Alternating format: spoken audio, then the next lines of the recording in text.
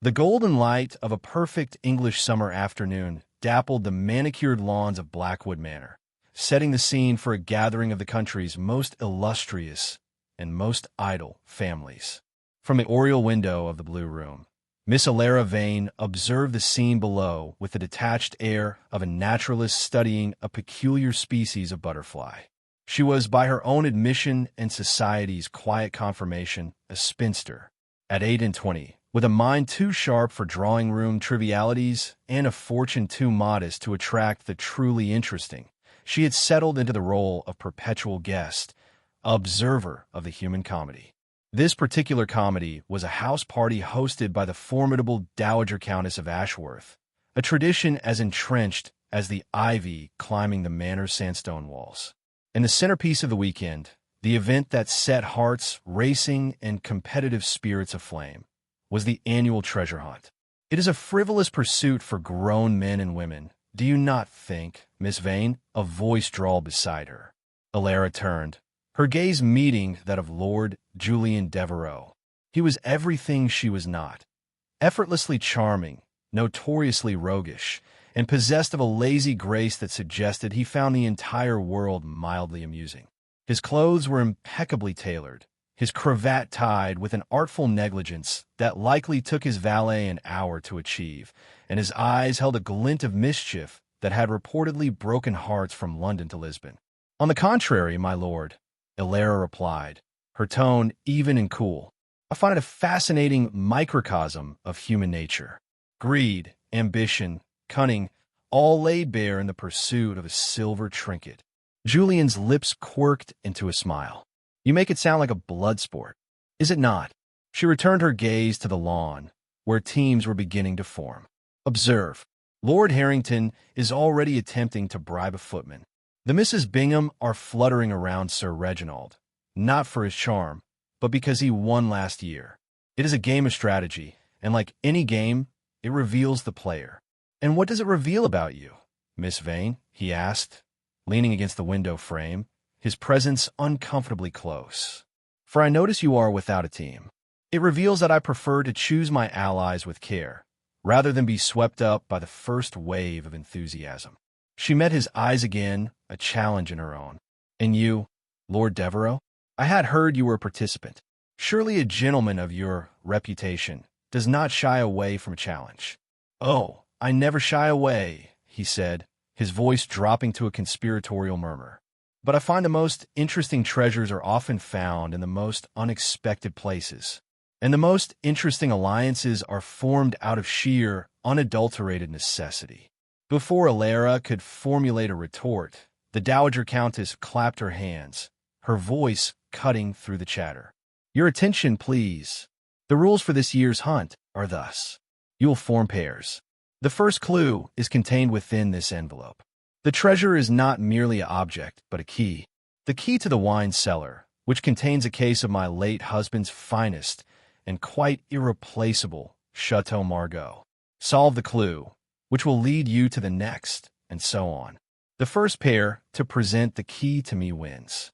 No sabotaging other teams, no bribing the staff. This is a test of wit and observation, not villainy." A ripple of excitement went through the crowd. Pairs were quickly decided. Elara felt a familiar pang of isolation. She was always the last chosen, the extra guest, the one too clever by half to be a comfortable companion.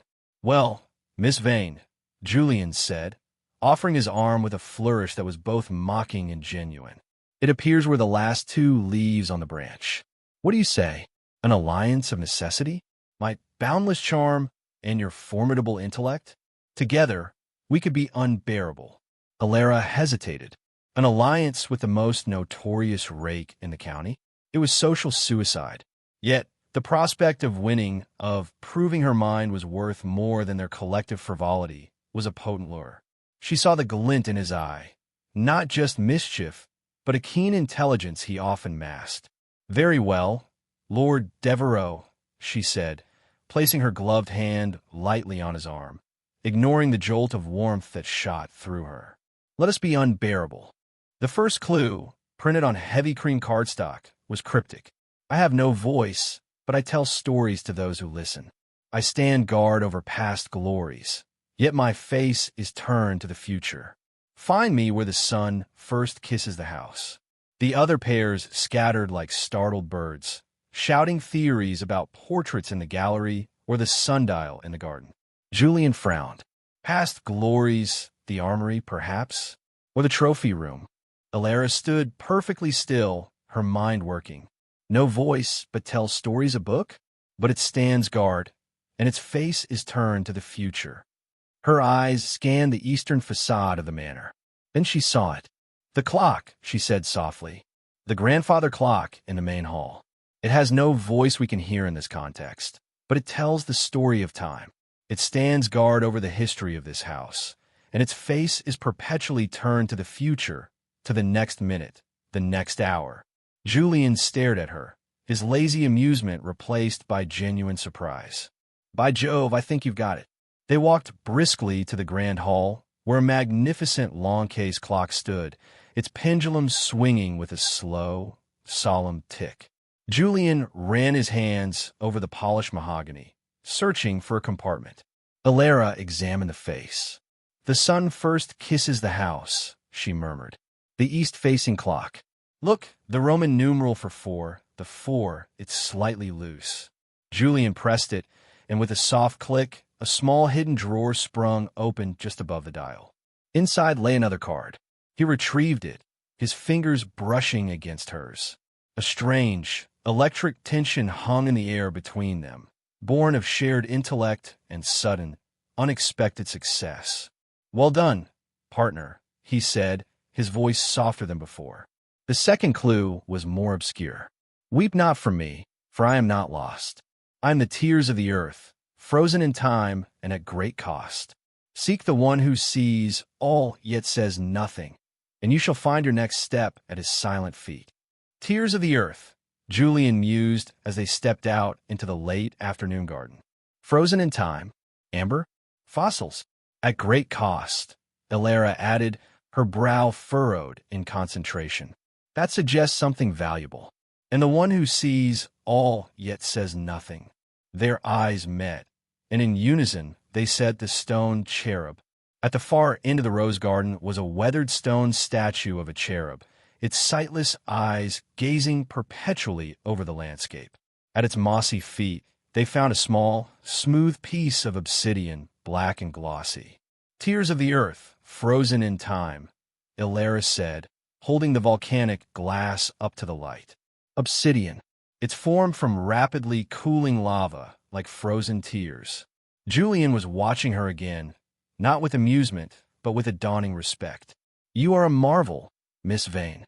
Most women of my acquaintance would have guessed diamonds and given up." "Most women of your acquaintance, my lord," she replied tartly, though a faint blush touched her cheeks, "are not forced to rely on their wits for entertainment." He had the grace to look chastised. A point well made. Now what a stone. It must be a clue in itself. Elara turned the obsidian over in her hand. On one side, a number was finely etched, star 1723 star. "A date," she breathed. The year the manor's library was completed. The clue must be there. The library of Blackwood Manor was a sanctuary of scent and silence, smelling of old leather, beeswax, and paper. Sunlight slanted through tall windows, illuminating motes of dust dancing in the air. 1723, Julian said, running a finger along the spines of ancient folios. "A book from that year?" "Perhaps," Elara said, her eyes alight with the thrill of the hunt. "But the one who sees all, a cherub is often a symbol of divine knowledge, and a library is a repository of all knowledge. The clue must be here." She moved to the library's centerpiece, a giant globe housed in an ornate wooden stand. It was a beautiful piece, the continents hand-painted in rich colors, the oceans a deep cerulean blue. She traced the equator, her mind racing. "The cherub sees all. A globe sees the entire world," she murmured. She bent down, examining the wooden base. Carved into the dark oak were the words, "To see the world, one must first understand its measure." Measure. Julian crouched beside her. Latitude and longitude. Elara's heart beat faster. She looked at the obsidian in her hand, then back at the globe. 1723. What if it's not a date, but coordinates? 17 degrees. 23 degrees. She gently spun the globe, her finger finding a point at approximately 17 degrees north and 23 degrees west. It landed in the middle of the Atlantic Ocean. That can't be right. Perhaps it's a cipher, Julian suggested. 17th letter of the alphabet is Q. 23rd is W. QW? Nonsense. Elara closed her eyes, blocking out the distraction of his nearness, the scent of his sandalwood cologne. She thought of the clock, the Roman numerals. What if it's a reference to a book? The 17th book on the 23rd shelf? They split up, counting frantically. The 17th book on the 23rd shelf was a dense theological treatise. Disappointed, Elara pulled it out. Nothing. Wait, Julian said. You're counting from the left. What about from the right? Elara counted from the right. The 17th book from the right on the 23rd shelf was a slender volume of poetry by John Donne. Her hands trembled as she opened it. Tucked between the pages, like a pressed flower, was another clue card. They read it together, their heads bent close. You have passed the test of mind and sight. Now seek the source of shadow and light. Where fire once roared but now is tame, you'll find the next step in this game. Shadow and light. Fire. Julian's face lit up. The old ice house. It's dug into the hill, dark and cold, but it was once accessed through the old kitchen, where the great hearth is. They hurried from the library, a united front. As they walked, Julian glanced at her. You know, Miss Vane, for a spinster, you have a remarkably unspinsterly passion for adventure. The word, usually a barb, felt different coming from him. It was a simple observation. And you, Lord Devereaux, she countered, for a rogue, have a remarkably unroguelike capacity for focused thought. He laughed, a genuine, hearty sound that transformed his face. Touché. It seems we are both guilty of hiding our true selves behind convenient labels. The old ice house was a domed, subterranean chamber, cool and damp, smelling of earth and forgotten things. The only light filtered down from the grate at the top. In the center of the packed earth floor, where a block of ice would once have been stored, sat a small, ornate lantern, its candle unlit. Shadow and light, Elara said, picking it up. As she did, a hidden mechanism clicked, and a small drawer opened in the base of the stone plinth it stood on. Inside was not a card, but a strange, twisted piece of metal, like a skeletal key that had been melted and reformed. Julian took it, his brow furrowed. This is no key to a wine cellar. This is a puzzle key. A what? A type of lock popular in the last century. The key itself is a cipher. You have to manipulate it to reveal the true shape. His long, deft fingers began to press and turn the metal pieces. With a series of soft clicks, the key reconfigured itself into a perfectly normal, if antique, key. Engraved on the bow were the letters. O.C. O.C., Elara whispered. What could that stand for? Their moment of triumph was shattered by the sound of voices approaching. Another team, the insufferable Sir Reginald and his simpering partner, Miss Pettigrew, was entering the ice house. Quickly, Julian said, pocketing the key and taking Elara's hand. His grip was firm and sure. He led her to a shadowy alcove, hidden from immediate view. They pressed together in the narrow space, the damp stone cold against her back, the warmth of his chest a stark contrast against her front. She could feel the rapid beat of his heart. Or was it hers? She could hear Sir Reginald's blustering voice. Nothing here, just an empty pedestal. Deuce clever, these clues. Let's try the grotto. Their footsteps receded. In the profound silence of the alcove, the only sounds were their mingled breaths. Julian hadn't moved away. His eyes, dark and unreadable in the gloom, were fixed on her face. Elara, he murmured, her name a whisper on his lips. It was the first time he had used her Christian name. The formality, the careful distance she had maintained, crumbled in that single, softly spoken word. She was acutely aware of every point of contact between them, of the scent of him, of the startling tenderness in his gaze. We should go, she said, her voice unsteady. "We should," he agreed, but he made no move to release her. Instead, his hand came up, his thumb gently brushing a stray lock of hair from her cheek. The touch was fleeting, but it burned. "Oh, see," he said, his voice low. "The oak chamber. My grandfather told me about it. A hidden room.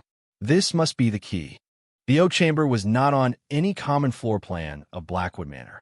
Julian, drawing on half-remembered stories from his youth, led her to a seemingly blank stretch of paneled wall in a quiet corridor of the family wing.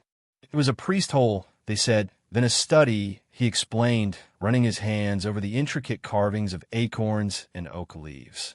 Here, he found a nearly invisible keyhole disguised as a knot in the wood. The reconfigured key slid in perfectly. With a smooth, silent swing, a section of the wall opened inward, revealing a small, circular room.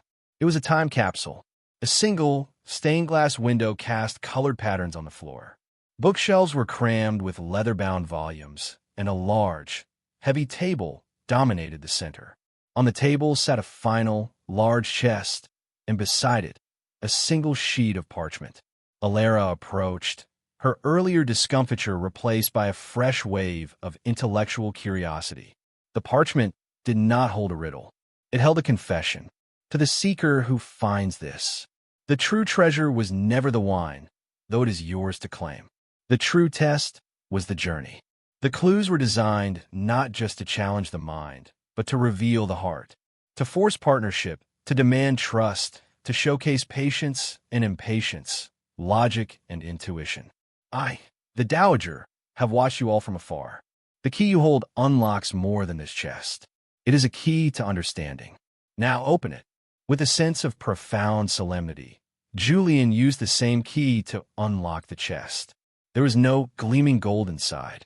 Instead, it was filled with a collection of objects, a tattered map, a faded miniature portrait of a handsome young man, a bundle of old letters tied with a ribbon, and the promised, much more mundane, iron key to the wine cellar. But nestled on top of it all was a smaller velvet box. Julian picked it up and opened it. Inside, resting on a bed of dark silk, was a breathtaking pendant, a single teardrop-shaped pearl surrounded by tiny diamonds, hanging from a delicate gold chain. Attached was a small note in the Dowager's hand. For the lady whose mind proved the sharpest tool. A pearl of great price for a woman of great worth. Elara gasped, her hand flying to her mouth. It was the most beautiful, the most thoughtful thing she had ever received. Julian looked from the pendant to her face, his expression uncharacteristically serious. "She's right, you know." He took the pendant from the box. "May I?" Wordlessly, she turned, lifting her hair. His fingers were gentle as he fastened the clasp at the nape of her neck. The cool weight of the pearl settled against her skin. When she turned back to face him, his hands rested on her shoulders. "Elara," he began again, his voice thick with an emotion she dared not name. "All my life, I have played a part. The charming rogue, the careless lord. It was a shield, a way to avoid anything real. Anything that required true effort, true vulnerability. This afternoon with you, I have never had to think so hard or felt so alive. You see through my facade as if it were glass. And you," she whispered, her own defenses in ruins, "you did not dismiss me as a blue stocking. You listened. You challenged me. You treated me as an equal. Because you are," he said, his gaze intense. "You are my equal in every way that matters. This alliance, I do not wish for it to end with the hunt." Her heart soared. "Nor do I." He leaned forward, and his lips met hers in a kiss that was nothing like the careless flirtation she had expected from a man of his reputation. It was tender, searching, and full of a promise that felt terrifyingly, wonderfully real. When they emerged from the oak chamber, the pearl resting against Elara's collarbone and a new, unspoken understanding between them, they found the Dowager Countess waiting for them in the corridor, a small, knowing smile on her face. "I had a feeling it would be you too," she said, her sharp eyes missing nothing. The closeness of their stance, the blush on Elara's cheeks, the new light in Julian's eyes. The unlikely alliance. The sharp-witted spinster and the charming rogue. Did you find a treasure? Julian held up the iron key. We found it, your ladyship, and so much more. He presented the key with a flourish, but his eyes were on Elara. The dowager took it. Excellent. The wine is yours. But I see you have already claimed the greater prize. Her gaze flicked to the pearl. It looks well on you, my dear. It belonged to my grandmother. She, too, had a mind that could outshine any jewel. That evening, as the other teams trickled in, defeated and curious, Julian and Elara were declared the winners. The case of Chateau Margaux was brought up, and a toast was made. But the real celebration happened away from the crowd, in the quiet of the moonlit terrace. Standing under a canopy of stars, Julian took both of Elara's hands in his. This is not a game anymore, Elara. What I feel for you is the most real thing I have ever known. I know my reputation precedes me.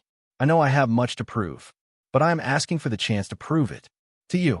Elara looked at this man, who had seen her not as a societal failure, but as a partner, a confidant, an equal.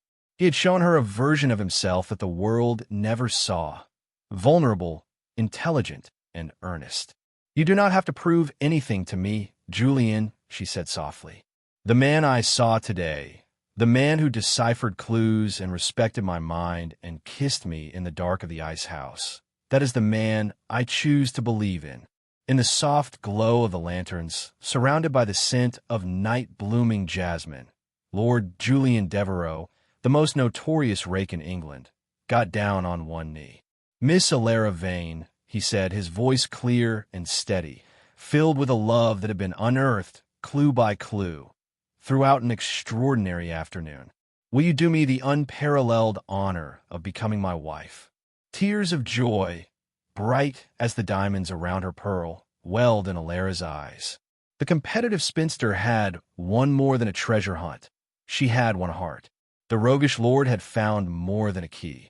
He had found his key to a meaningful life. Yes, she breathed, her heart full to bursting. Yes, Julian, 1,000 times yes. And as he stood to kiss his future bride, the final clue of the day was solved. The true treasure had been, all along, the discovery of each other.